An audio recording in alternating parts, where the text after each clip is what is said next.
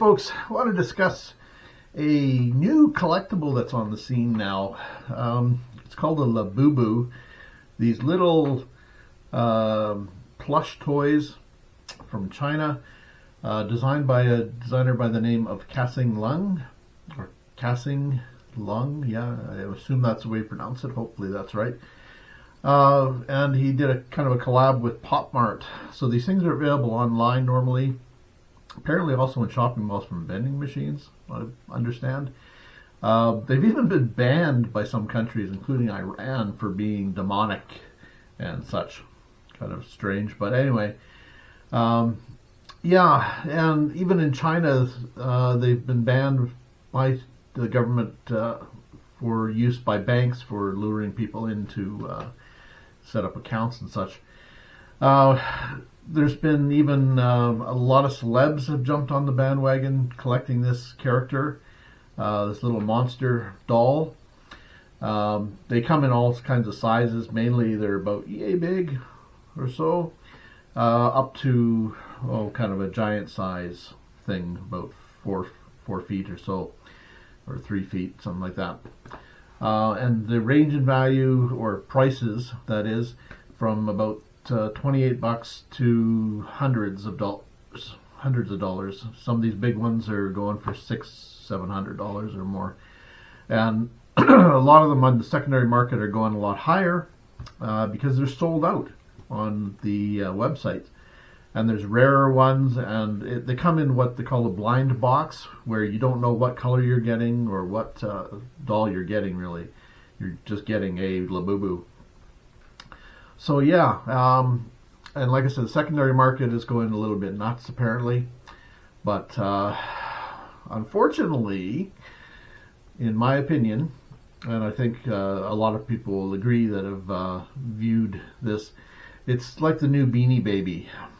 It's a marketed collectible. There's not really any stop to these things. They can keep producing them for as long as they want, and they can just keep cranking them out. And it's a marketing play. Like Beanie Babies, they basically tried to limit them to a point. They were sold for inflated values. They were touted as an investment and such. And I think these things are probably very similar. I can see that already, that the market will, it'll skyrocket. If you're jumping on it now, and dive and get off of it quickly, make your money and run, because they're not going to last. It's not something you're going to put it in a safety deposit box and expect to gain a lot of money in 20 years. It's just not going to happen. Might see a resurgence. Some of these things do on occasion, but they never really get to the same kind of values that some of them really got to. Look at Franklin Mint stuff.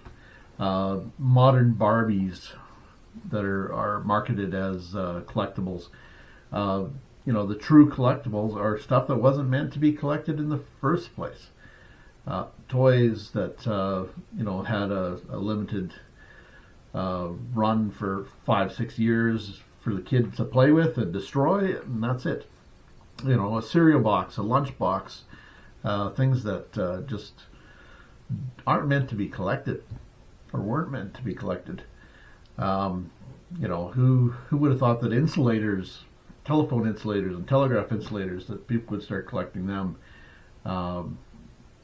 Some of the most bizarre things that are collected were never meant to be collected. So they're not marketed as collectibles. As soon as a company starts marketing something as a collectible, that's a red flag. Forget it. Don't invest. Look at the stuff that is limited in existence now and is not being produced now and never will be produced again. That's the stuff that you want to invest in. And even then, you've got to watch the markets, because the markets will vary depending upon generation. Like the Labubu right now, it's Generation Z that's driving this craze. It's definitely Generation Z, not X. not the boomers, not well, millennials, I guess, maybe are into it a little bit. But yeah, Generation Z is kind of the ones driving it. A lot of adults are in the craze. Like I said, a lot of celebrities are driving this as well because they've gotten into it. They've done unboxings on video and that sort of thing. And that's really driven it. You know, you want to be like your idol, I suppose. So yeah. So in my opinion, all in all, Labubu, not a good investment.